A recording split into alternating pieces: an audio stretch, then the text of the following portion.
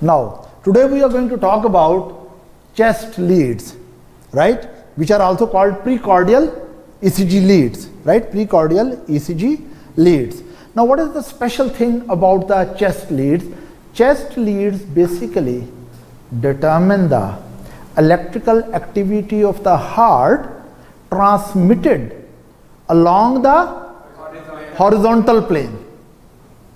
Transmitted along the horizontal plane. Here I must make it clear that limb leads also determine the electrical activity of the heart, but in the frontal plane. Let me make this plain business clear to you, right?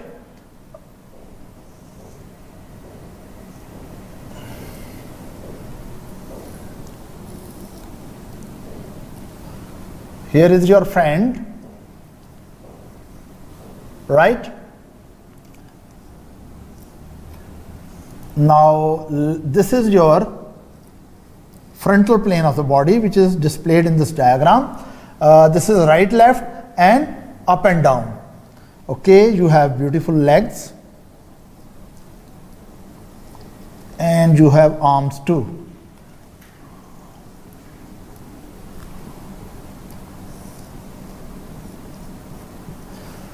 Now, this is frontal plane. When electrical activity of the heart is initiated in the chest, it is transmitted along the frontal plane as well as transmitted along the horizontal plane. Horizontal plane means anteroposteriorly, right? Limb leads are designed to determine the electrical activity of the heart, which is transmitted along the frontal plane, and chest leads are designed to determine the electrical activity of the heart, which is transmitted onto horizontal plane. Let me show in this diagram horizontal plane.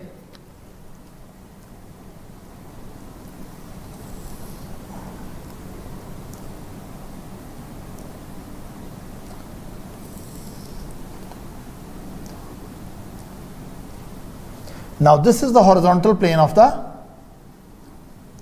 body.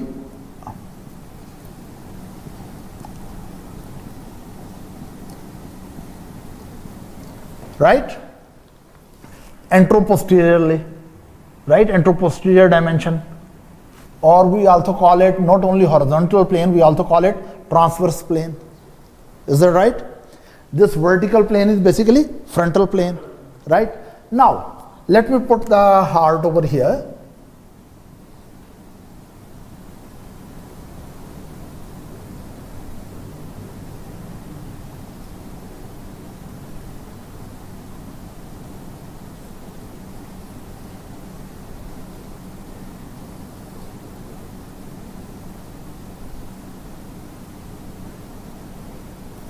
Now this is the section of the heart I put over here, and this section of the heart is showing along the frontal, what is it, transverse plane. Is that right?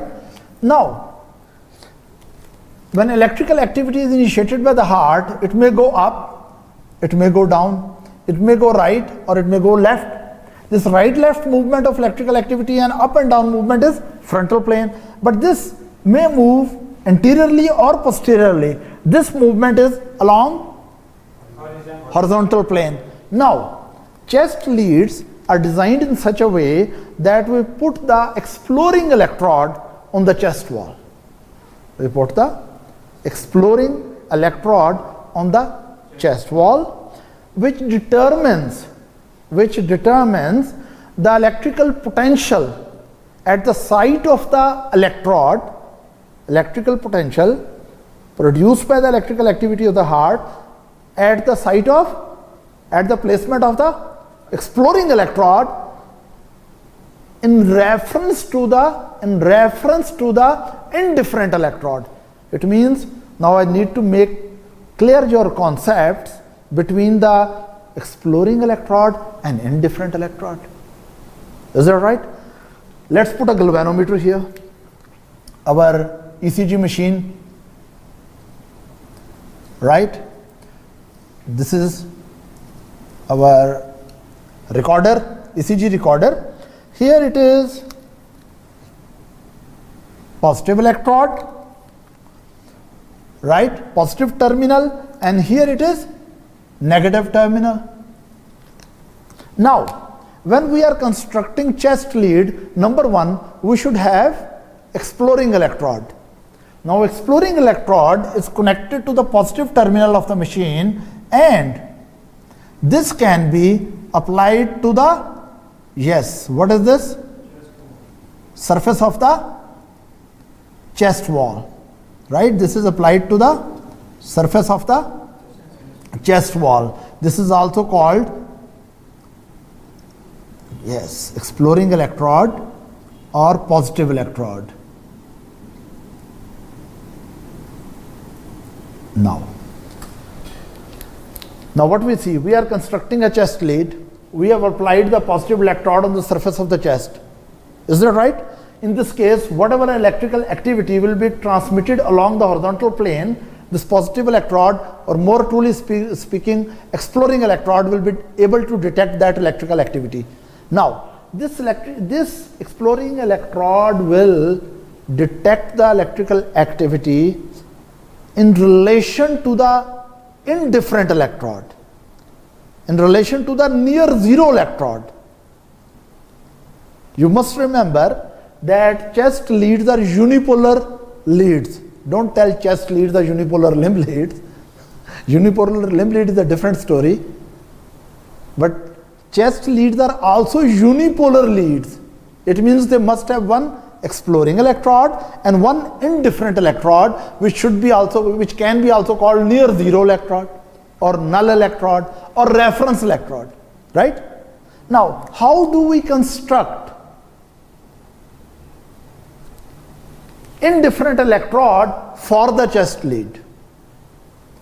Answer is that negative terminal, this negative terminal that is connected at, yes, one negative is applied,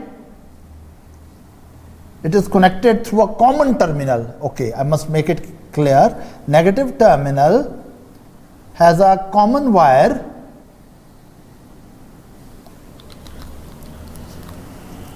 and this wire is connected, here it is connected to the negative, or make it more upward. Let's make it like this. This is negative terminal. And this is another connection of the negative terminal, right?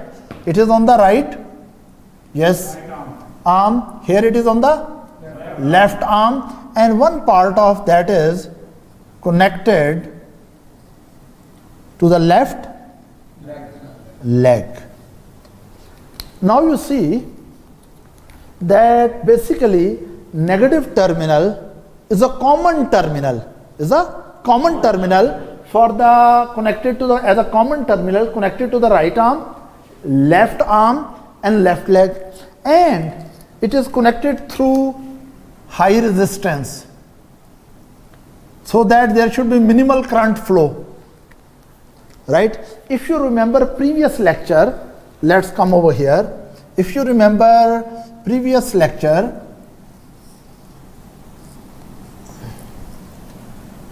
we talked about Wilson central terminal. What was Wilson's? When we construct a unipolar lead, whenever we are going to make a unipolar lead, I'm not talking about chest lead now, generally speaking, unipolar lead, right?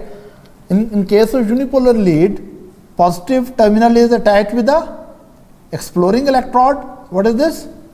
Exploring electrode, and negative terminal is attached, is a common terminal. Here it is attached with left arm, then it can be attached with the right arm, and it can also be attached with the left leg. Is that right? And everywhere there is high resistance. Now this will make, when it is applied on the right arm and the left leg, if you see, it makes a sort of triangle, right? And if your mathematics is too good, then you can understand that if potential at the corner of equilateral triangle is same. For example, heart is here and heart is generating the electrical activity. Now this electrical activity is transmitted along these parts. So this electrical activity which is produced by heart at any moment, it will be detected by the right arm as well as left arm as well as left leg. So all the potentials, right, they are added together. They are added together, and it means what is added together? Potential from the right arm plus potential from the left arm plus potential from the left leg, right? And all of them divided by 3. All of them, because we average them. We average them. And when we average them, the central potential, the potential at the center of the triangle is almost 0. Because these 3, what is this? Electrodes pick up the same potential and make an average through the common terminal. And it is almost near 0. Is that right? By mathematical calculations, when a same potential is present, either positive or negative, it doesn't matter, but same potential is present at the angles of what? Equilateral triangle, then potential at the center of the triangle is 0, right? And because it is not really perfect equilateral triangle, and heart is really not present in the perfectly central position, that is why little bit current flow may be there. To reduce that, we add what are these resistances, 5000 ohm resistance. Now this negative terminal, right, which is averaging the potential of these 3 points, this is called Wilson central terminal. What is this called? Wilson central terminal. So we can say that Wilson central terminal potential is potential detected by the Wilson central terminal. Now this is the Wilson central terminal. This, we have converted the negative terminal of this machine into Wilson central terminal. So Wilson central terminal determines the potential at 3 points of the apices of the equilateral triangle, right? Or it averages these, which is usually almost 0. That is why when you are putting this kind of arrangement and connection through the negative terminal, we can say we have placed a virtual terminal at the center of the triangle, which is having what? Yes, what? Almost 0 potential.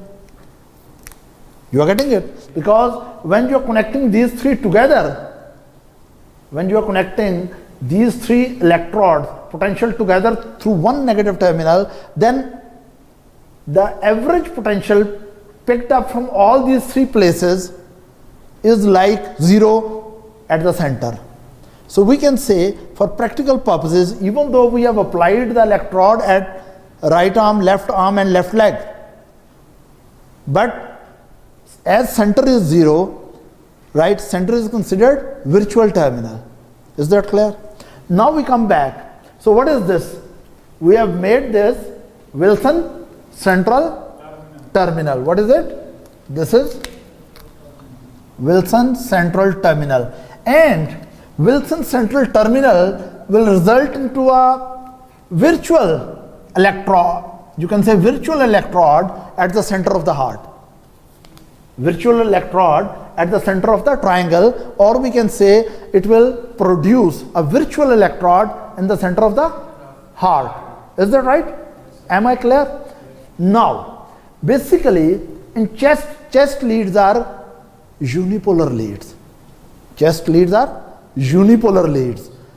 They are having one exploring electrode and they are also having an indifferent electrode, right?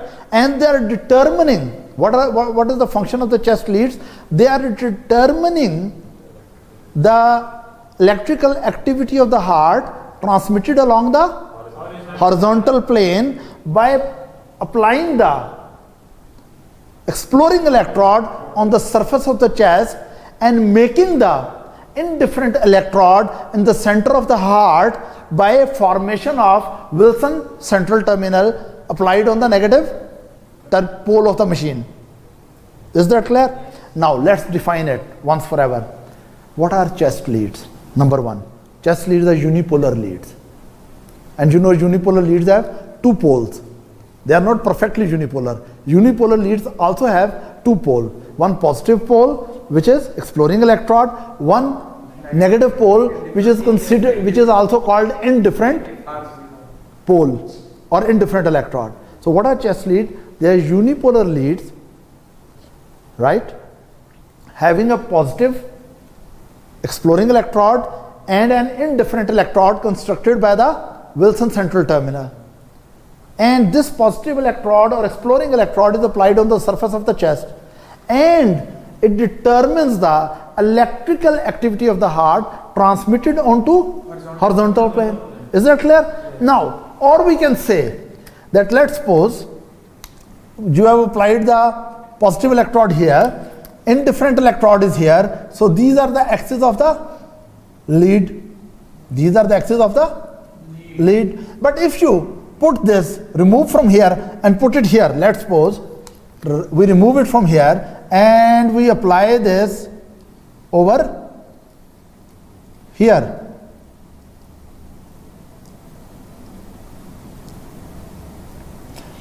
Now if we keep this at the same point when we are doing recording by the chest leads, we don't produce any alteration in the central Wilson terminal, which is here. So it means we do not change the indifferent electrode. When we are recording different chest leads right, what we are doing, we are placing this exploring electrode at different positions. For example, if it is here, axes of the leads are these, right? It means the electrical activity of the heart along the horizontal plane is compared through this axis of the lead. But if we put positive electrode here, we move it here, right, then axis of the lead will change. And if you put this positive electrode, remove from here and remove from here, and you only apply over here, now axis of the lead will become like this, because negative pole will remain the same, indifferent. Positive pole or exploring electrode, you can change the position to look at the electrical activity of the heart from different angles. You can look at the electrical activity of the heart while it is being transmitted along horizontal plane. Am I clear? So this is a classical chest lead. What is a classical chest lead? It's a unipolar lead having a positive electrode, exploring electrode, and an indifferent electrode. Indifferent central electrode is present in the virtual electrode or in the center of the heart, and positive electrode you place at different positions of the chest to determine the electrical activity of the heart transmitted along the horizontal plane. Any question up to this? It's done. After this, now I will tell you exactly what is the potential determined by voltage, potential determined by a chest lead. Voltage which is determined by any given chest lead, let's suppose this is the chest lead, is equal to potential by the exploring electrode. This is, now listen, there is a potential determined by exploring electrode. There is near zero potential determined by virtual electrode. You are understanding it? And what this machine is recording, which potential this machine is recording, I'm going to ask you. This machine is recording the potential of exploring electrode, or this machine is recording potential of the virtual electrode. Yes. Potential of exploring electrode. So you say it is recording potential of the exploring electrode. Let me make you more accurate. You are accurate, but let me make you more accurate. Actually, this chest lead is recording graphically recording the potential difference between the potential determined by the exploring electrode and the virtual electrode. All the ECG leads basically don't determine the absolute potential from a site. They determine the potential difference between the 2 points. Here all the chest lead determine the potential difference between the exploring electrode and the virtual electrode. As we know, virtual electrode is almost near zero. So for practical purposes, the lead is recording the potential which is actually mainly determined by the exploring electrode. You are understanding? Yes. Any question up to this? There is no question.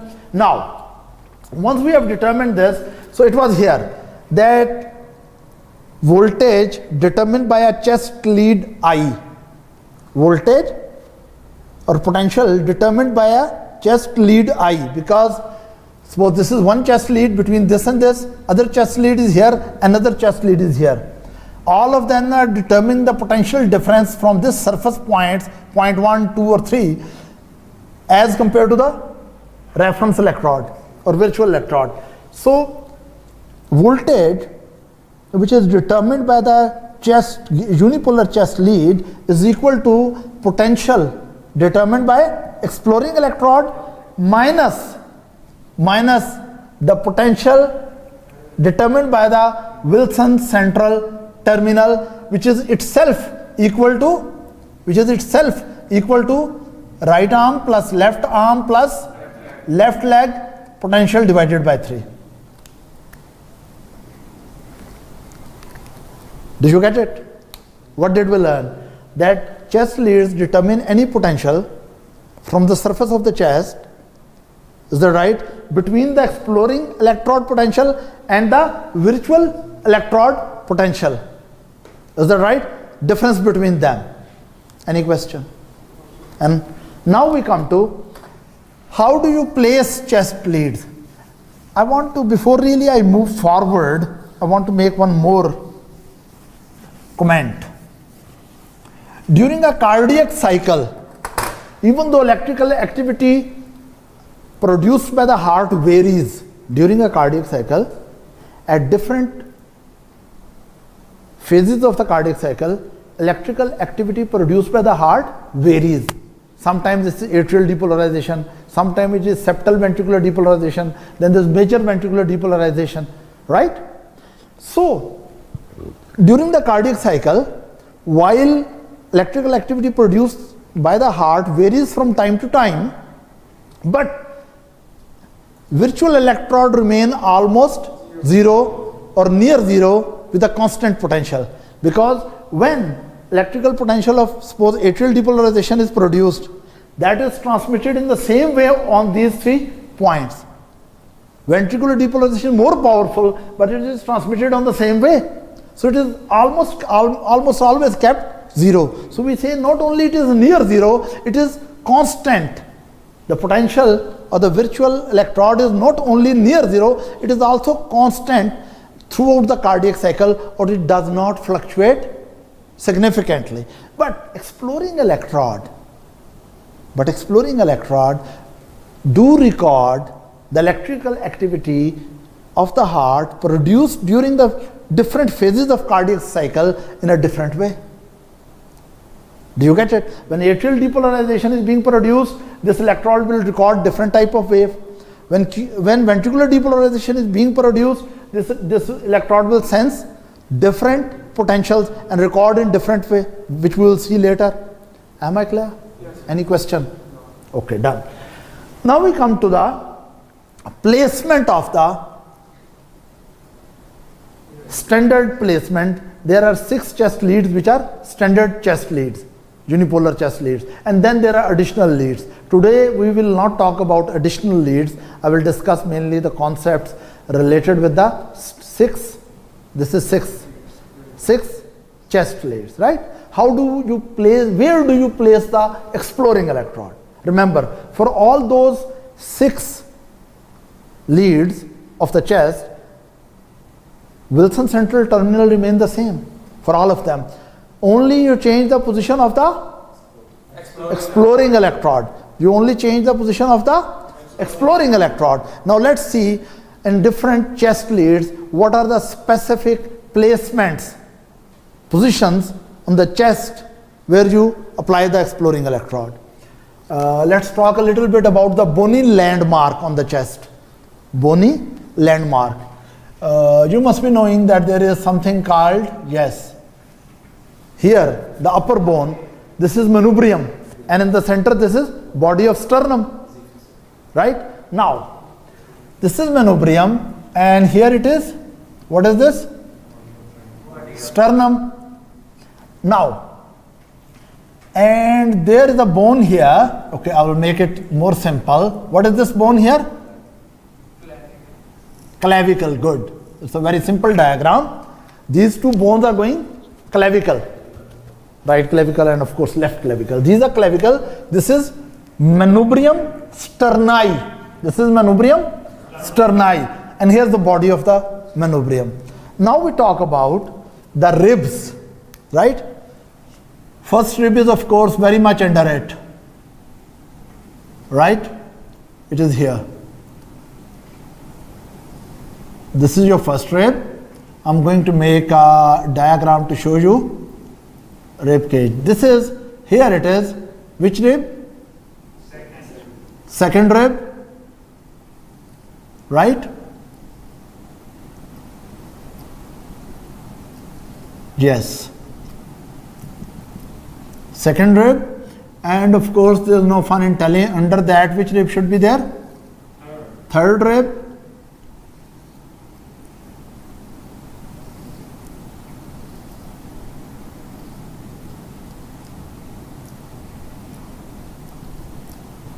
And here is, I'm going to tell you actually how these chest leads, exploring electrodes are placed at what points. And what is this rib? Fourth rib, very good. And here it is fifth rib. Okay, here it is fifth rib.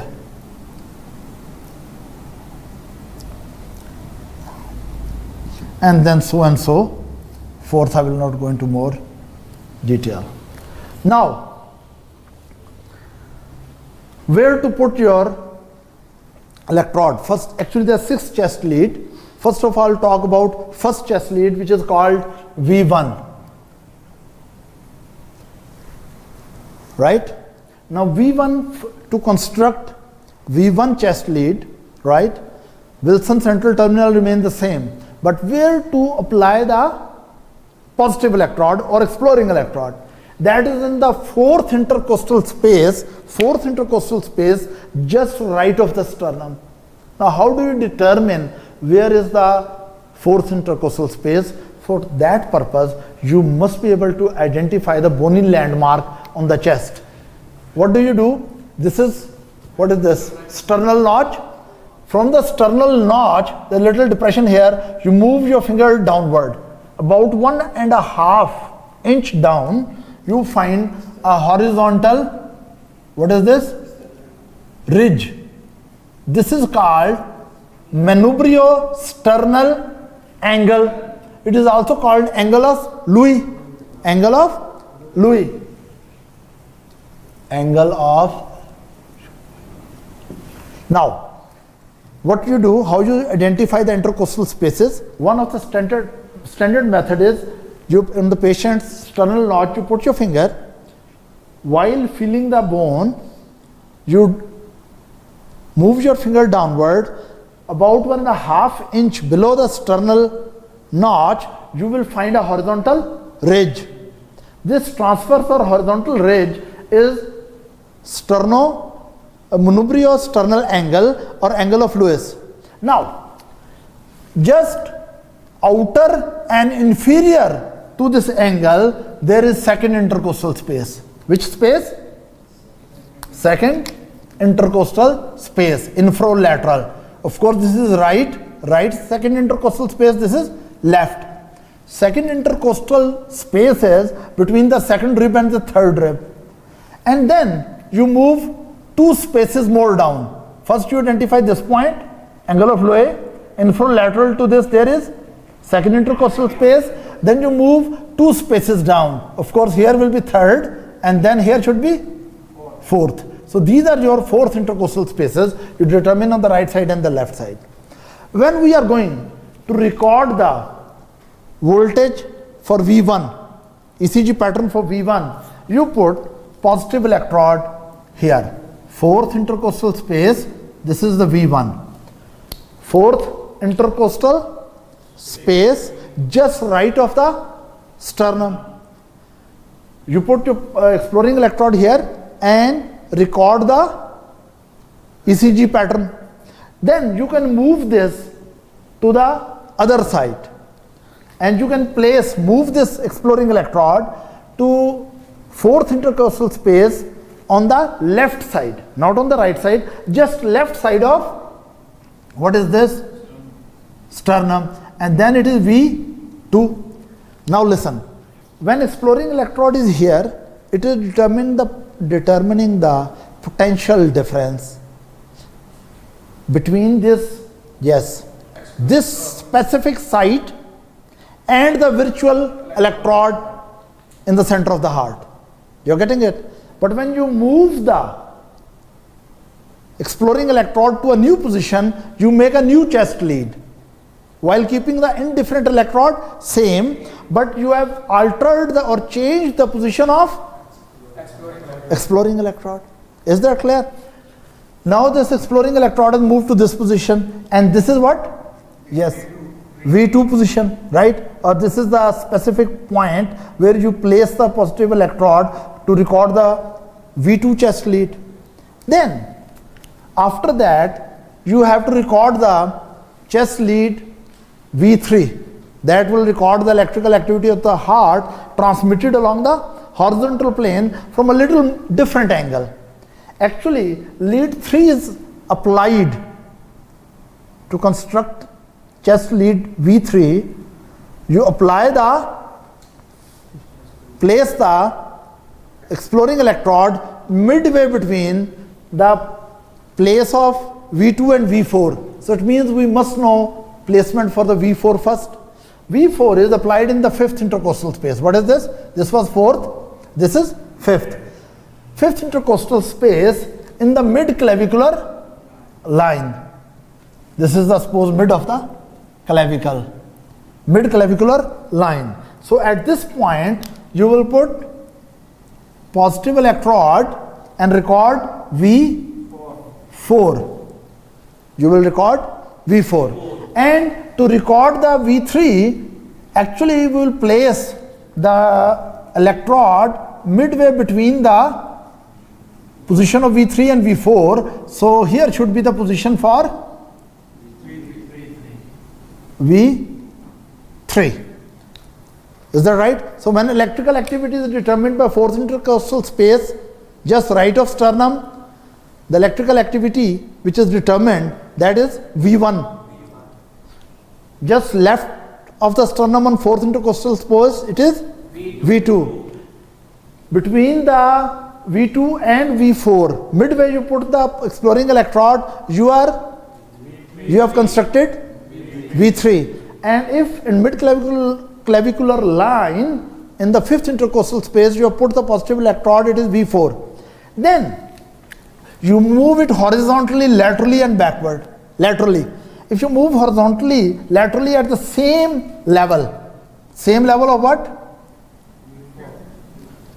V4, right? In the same level, same horizontal level, right? And you come to interior axillary line. What is this line? There is axilla here, right? In my case, this is interior axillary line, and here it is mid axillary line, and behind there is posterior axillary line. All of you must be knowing that. So interior axillary line, what you do at the horizontal plane, I will put it a horizontal plane, right, at the level of the V4, which is 5th intercostal space, and what is this? anterior axillary line. So this will be the position of V5. This should be the position of V5. And then you move more laterally and you place the electrode in mid axillary line, in mid axillary line at the same horizontal plane as V4 and 5, and now you are placing it here, and this is V6, right? So these are placements of specific positions on the chest for placement of exploring electrode for 6 standard chest leads. Right, there are some additional chest leads also, which I will not talk now, but they can be applied more to the right side or they can be applied more posteriorly. We will not discuss those now. So these are 6 standard chest lead and a placement of specific sites where you place the exploring electrode. Where you place the exploring electrode, right? Now, here I want to highlight something very important. Please use the Bony landmark. Use the Bony landmarks to determine the specific site where you will put it. Don't use the nipple. Nipples are very deceptive. Nipple position varies from person to person, even in males, and about females, you know, their nipples are very, you know, they change. In young females, they are little upward, right? As number one. In females, nipple position depends a lot on the size of the breast and shape of the breast and parity of the woman, how many children she has, and even age of the woman. So, what I'm saying, that in females, nipple position varies widely, not only female to female, but within the same female at different stages of life and with different parity. So don't use nipples to determine the intercostal spaces, but just I will mention, in a young female, usually nipples are positioned at the level of 4th intercostal space, right? But preferably don't use, forget about what I told you about young females. It's better not to talk about this breast issue and nipple issue, because these are chest leads. These are not breast leads. These are chest leads. Remember that. These are not breast leads. Why I'm so much stressing on this? Number one, nipple position problem. Number two, sometimes women come with a large breast and very young doctor get confused where to put the leads. What you will do, you will remember these are chest leads, not breast leads. Don't put electrode over the breast, because there are multiple problems with that. You are supposed to put the electrode underneath the breast, especially, of course, this will be the left breast. For V1 and V2, there is no problem, breasts are on the side. But for V3, 4, 5 and 6, you will always, I must say almost always, you must put the exploring electrode where? Underneath the breast. Don't put on the breast. Why? Number one, if you put it on the breast, voltages which are picked up may be reduced. Attenuated voltages may be reduced or attenuated. Secondly, maybe you are recording from a higher intercostal space than you are supposed to. Thirdly, what do you think? What could be problem with the breast if you put your electrodes on the breast? Motion artifact. Of course, all of you should know that breasts are more mobile than your ribs. Am I right or wrong? You know that. Good. So, the point which I want to stamp on your brain is these are chest leads, not breast leads. So don't get confused when a lady with a large breast come for ECG, you are supposed to put chest electrode V3, 4, 5, 6 underneath the breast, not onto the breast. Second point, which is also I will repeat, that please use the bony landmark to determine the intercostal spaces. Don't use the nipple position, which is very deceptive. Clear? Okay. Now this was about what we have discussed up to now. We have talked about what are chest leads. Chest leads are unipolar ECG leads having an exploring electrode and an indifferent electrode. Exploring electrode is applied on the surface of the chest, and to determine the electrical activity of the heart, which is transmitted along the horizontal plane. This is chest lead. How do you construct a chest lead? Very simple. Positive electrode is applied on the surface of the chest at different positions depending upon which chest lead you are recording, and negative terminal is connected through 3 wires to the right arm, left arm and the left leg through the resistances to make a common central terminal, which results in the production of indifferent virtual electrode in the center of the heart. And exploring electrode is determining the potential difference between the virtual electrode and the electric potential determined at the site where the exploring electrode is applied. Is that right? Anything? Then placement. We have already discussed. V1 position is for these are 6 standard chest lead. V1 on 4th intercostal space on the right side. V2 4th intercostal space on the left side of the sternum. Right? V3 midway between the V2 and V4 position. Very good. And V4 is in the 5th intercostal space in mid-clavicular line. And then listen, in the same horizontal plane more laterally, V5 is placed interior axillary line, and this is applied on the mid axillary line, and sometimes you put V7, that is posterior axillary line, but that is additional lead. Any question up to this? And always take care, you are using bony landmark for positioning of the chest electrode. Is not nipples for the positioning. And number 2, in females with large breast, please put even with the small breast or large breast, whatever breast, you have to put the electrode V3, V4, 5, 6 underneath the breast. Any question up to this? Okay. After this, now we come to another concept, and that concept is about the orientation and classification of the chest leads. This is very important because different authors and books mention classify chest leads in different way. So I will try to reduce this confusion at least. So be attentive and careful, right? That how do we classify these 6 standard chest leads? How they are classified? Let me put a heart over here.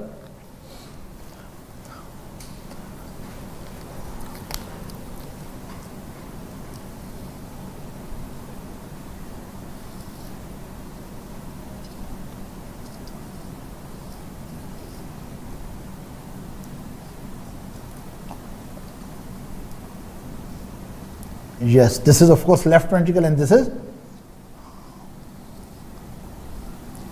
right ventricle, right? This is interventricular septum, and I have made a section of the heart which is basically, yes,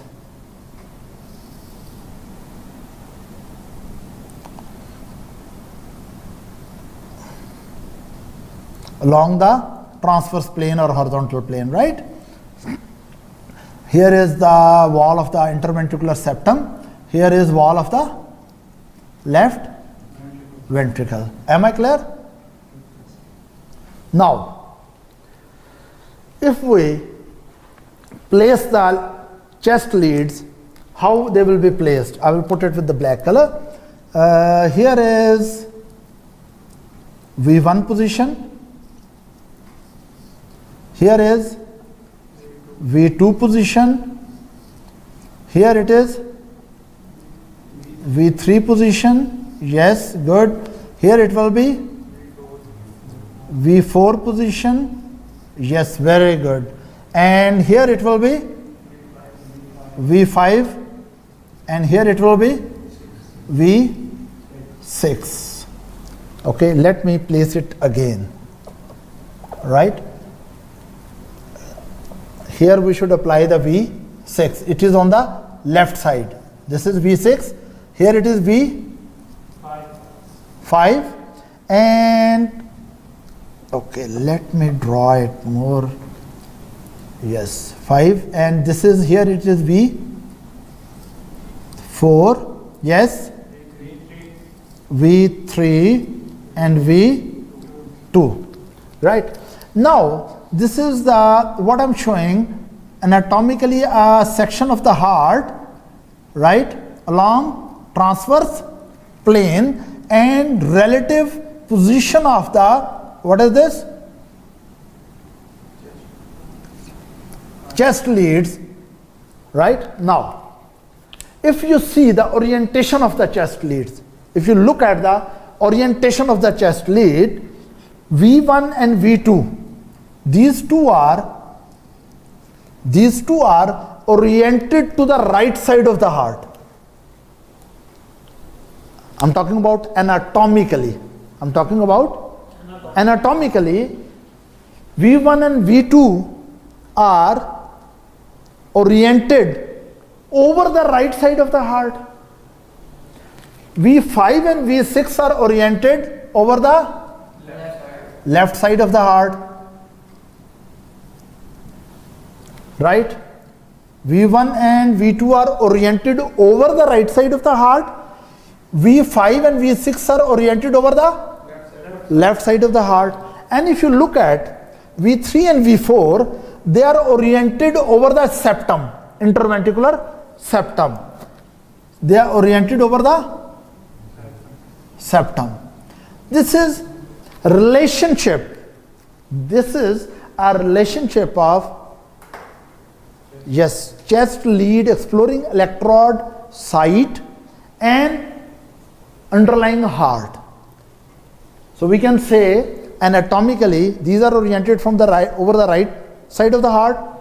These are 5 and 6 oriented over the left side of the heart, and V3 and V4 are oriented over the septum. Clear? No confusion. But I want to make one more thing. This is only anatomically, but actually leads are determine the electrical activity of the heart. Leads are determining primarily the function of them is to determine the electrical activity of the heart. Now, during ventricular depolarization, I will just make two vectors of the ventricular depolarization. During ventricular depolarization, ventricular septum is depolarized from, yes, from left to the right. In my early lecture, if you don't know this, refer to my earliest lecture on ECG, basics of ECG, that interventricular septum undergoes depolarization from left to right. And after that, once the septum is almost depolarized, major part of ventricles, both ventricles undergo depolarization. Both part of ventricles undergo depolarization. Right ventricle undergoes depolarization rightward, and left ventricle undergoes depolarization left side in the horizontal plane. But because left ventricle is thicker, the common vector of major ventricular depolarization is oriented towards the left. Now what is this vector? Left and little backward. What is this vector? Vector of major ventricular depolarization. And vector of major ventricular depolarization is in the horizontal plane. It is directed leftward and slightly backward. Leftward and little backward. Listen, actually major ventricular depolarization in 3 dimension, major ventricular depolarization vector is directed leftward, number 1, not only downward, it is leftward, downward and slightly posteriorly. Even though left ventricular depolarization moves downward, but that component of the vector is recorded by the limb leads, not by the chest leads. Chest leads only record the component of the vector which is mainly moving, major ventricular vector moving leftward, primarily leftward. Is that right? So it means this is septal depolarization, this is major ventricular depolarization. So I'm showing here two ventricular electrical activity vectors. Now look here, V1 and V2, right? Even though they're placed over the right side of the heart, but they are more sensitive to the septal electrical activity. They are more sensitive to the septal electrical activity of the heart. They are more sensitive, V1 and V, to the septal depolarization. That is why functionally they are called septal leads. Functionally V1 and V2 are called septal lead. V1 and V2 functionally are called septal chest leads, septal leads. Am I clear? And V5 and V6 are most sensitive to the major ventricular depolarization which is moving leftward. Because this is leftward, so functionally they are also called left leads. So it means V5 and V6 are anatomically oriented also on the left, from the left side, and they are functionally also determined that they are most sensitive to the major ventricular depolarization vector which is moving left. Why we need to make this functional classification? Let me tell you. This is because when we are determining different type of myocardial infarction signs in the chest leads. When there is myocardial infarction, I will call it MI. When there are interior MIs, they can be, of course, diagnosed by certain signs which I will discuss later in the recording of chest leads, interior MI. Now, if MI is only in the septal area, then septal electrical activity is disturbed, and it will be best determined by V1 and V2. So for MI analysis or functional purposes, we will call this V1 and V2 septal leads, even though they are oriented over the right side of the heart. Is it clear? Then, if there is myocardial infarction purely on the left side, then this will be mainly showing its changes in V5 and V6. And if there is strictly an interior MI, small interior myocardial infarction, that will be showing changes of infarction in V lead, V3 and V4. Is that clear? Yes. I have to put it little more laterally. The 4 should come here and 3 should come here. Okay. Now here, previously we mentioned that anatomically V3 and V4 are oriented over the septum, but functionally they are most sensitive to very interior myocardial infarction or ischemic changes. Is that clear? No confusion? No. And when there is lateral myocardial infarction, which leads will record? Left leads, left chest leads. Left chest leads are V5 and V6. And of course left limb leads also, which you already know. Left limb leads are lead 1, bipolar limb lead 1 and AVL. Is that right? Now I will mention here, if myocardial infarction is in the septum, what are the leads recording? V1, V2. If it is strictly interior MI, which leads are recording the changes? V3 and V4. If there is left lateral wall, left ventricular lateral wall MI, best ECG infarction changes will be seen in which leads? V5, V6 of the chest. But actually sometimes infarction is more extensive. If infarction is only this area, this is septal infarction with septal lead. It is strictly interior infarction, and this is which infarction? Lateral infarction. But sometimes infarction is in the septum as well as in the interior area.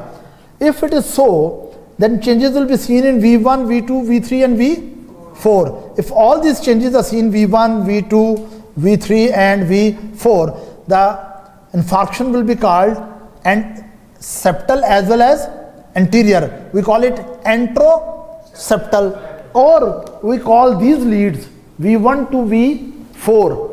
Collectively, V1, 2, 3, 4 are called anteroseptal leads. Anteroseptal lead. And if infarction is in anterior part and extend laterally too, then this will be, yes, extending from here and going to the lateral side too, then this infarction will be showing changes in V3, V4, V5 and V6. And V3, 4, 5 and 6, they are called anterolateral leads. Or if infarction is shown in these leads, then we'll say there is anterolateral infarction. Now, let me repeat it here. You guys will now tell me what I am drawing, okay? I will make it a simple diagram. V1, yes, V2, V3, I'm repeating it, V4, here it is, V5 and V6. Clear?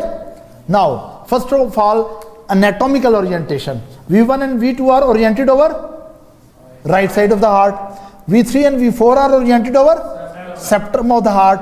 V5 and 6 are oriented over left side of the heart, left lateral. Clear? Then, electrically, V1 and V2, if you are looking, let's suppose, about ischemia or infarction, or you are just looking at major changes in electrical activity of septal depolarization and major ventricular depolarization, then V1 and V2 record septal activity, septal electrical activity, they record anterior electrical activity, and they record lateral. Now, if there is changes in V1 and changes extend up to V4, what is this? Anteroseptal. And if changes are from V3 and extend through V3, V4, and also changes are shown V5 and 6, what is this? Anterolateral. Some people call it anteroapical also. Now another thing.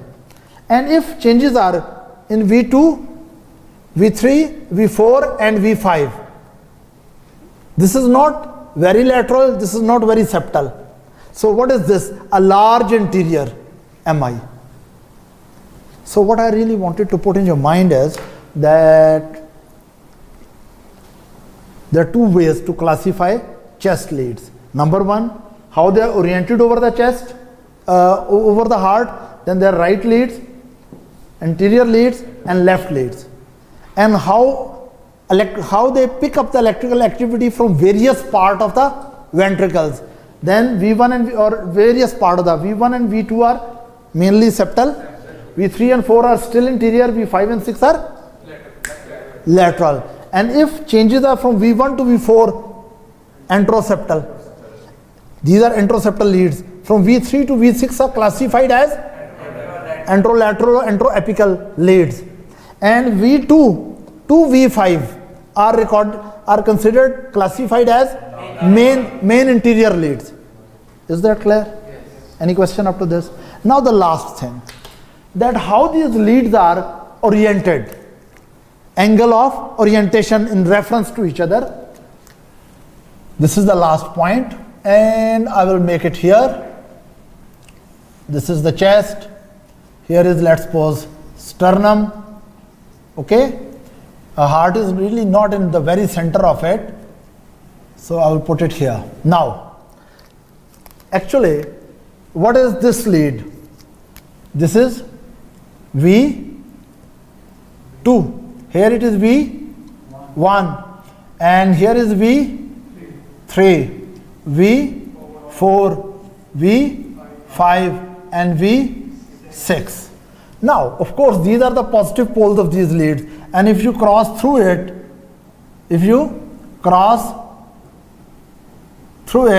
then it will be negative poles. 1, 2, 3, 4, 5, 6. 1, 2, 3, 4, 5, 6. Okay. Now what I want to say, how many degree there is difference with each other, the positioning. It is almost 30 degree. They are oriented, the placement, the angle of angle of one axis of one lead in reference to the angle of axis of other lead, the difference is about 30 degree. If you keep it here, this is 0. If you go backward, V6 is minus 30. And if you move it to V4, it will become plus 30. It will become plus 60. Here will be plus 90, and here it will be plus 120. Right? So we can say that these chest leads axes are oriented relative to each other along the horizontal plane almost or approximately 30 degree. Why I said approximately? Because these degrees depend on orientation of the heart within the chest. They also depend on the, you can say, anatomical aspects of the chest, which varies from person to person. Right? Do you have any question up to now? There's no question?